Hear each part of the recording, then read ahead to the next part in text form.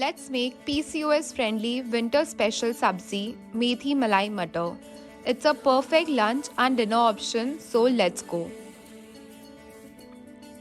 For the sabzi, we will start by heating ghee, ginger, chilies with some cashew, saute for 1 minute, add in the tomatoes, onions, saute well and cover and let it cook until the tomato is mushy. Transfer to a blender and blend until smooth.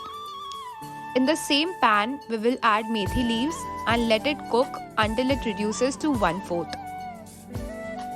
Add in the prepared gravy and the boiled green peas. Add all the spices. Mix well. Add in 1/4 cup milk. Mix well and enjoy this creamy sabzi with some roti.